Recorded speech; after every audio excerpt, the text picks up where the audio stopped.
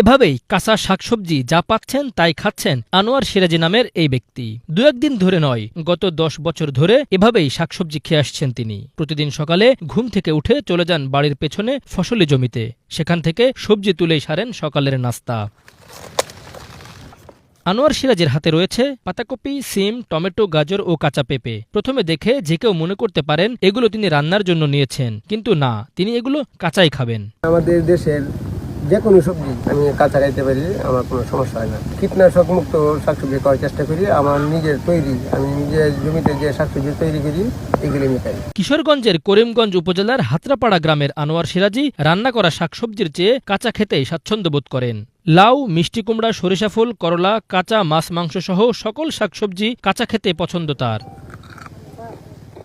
আনোয়ার সিরাজি জানান, 10 বছর আগে মরণব্যাধি এক রোগে আক্রান্ত হলে বেঁচে থাকার আশা ছেড়ে দেন ডাক্তার ও পরিবারের সদস্যরা। তবে প্রচুর পরিমাণ ফল ও শাকসবজি খেলে হয়তো কিছুদিন বেঁচে থাকতে পারেন এমন আশ্বাস দেওয়ায় প্রথমে রান্না করা সবজি খাওয়া শুরু করেন, এক পর্যায়ে কাঁচা খেতে চেষ্টা করেন। সেখান থেকেই ধীরে ধীরে কাঁচা খাওয়া শুরু। এখন পর্যন্ত সুস্থভাবে বেঁচে আছেন তিনি। তবে অন্য সকলকে এভাবে কাঁচা খাওয়া থেকে দূরে থাকতে অনুরোধ করেন। আমি 10 বছর 11 বছর পূর্বে আমার হেপাটাইটিস বি ভাইরাস ছিল এবং আমার ব্লাডের মেজর সমস্যা ছিল। আমার অবস্থা মৃত্যুর পথে ফেলে গেছিলাম, এই মন অবস্থা ছিল। আমাকে দেখতে আমাকে ভয় পাইছে, মানে স্বাস্থ্য চেহারা খুব বেশি খারাপ হয়ে গেছিল।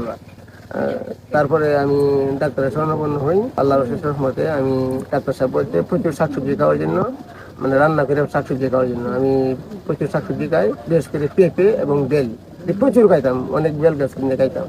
এই বেল খাইতাম, বেল যখন না পাইতাম তো বেলের পাতা খাইতাম। এই থেকে আমি অভ্যস্ত হয়েছি। যখন শাকসবজি না পাইছি তখন মনে করেন যে প্রচুর খাইছি, পানি খাইছি। বন্ধু যে সবজি জাতীয় গাছ আছে এগুলি আমি খাওয়ার চেষ্টা করছি, চুপচাপ লুগায় লাগাই খাইছি, কেউ না থাকে।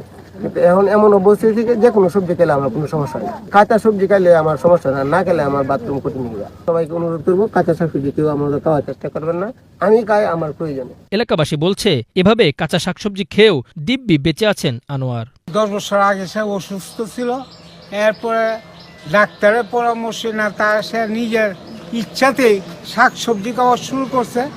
শাকসবজি খাইতে খাইতে এই পর্যন্ত সে যত ধরনের শাকসবজি আছে সব সে কাঁচা খায়। যত শাকসবজি আছে সব মানে দ্বীপ দিকা, কোনো সমস্যা হয় না। শাকসবজি যেটাই পায় সেটাই মানে খাইতে পারে। মাছ, মাংস, মানে যাবতীয় কাঁচা যা কিছু আছে সবগুলাই খাইতে পারে। তার এগুলা হজম হয়, তার এটি খাইতে অনেক ভালো লাগে, মানে সেইটি পছন্দ করে বেশি।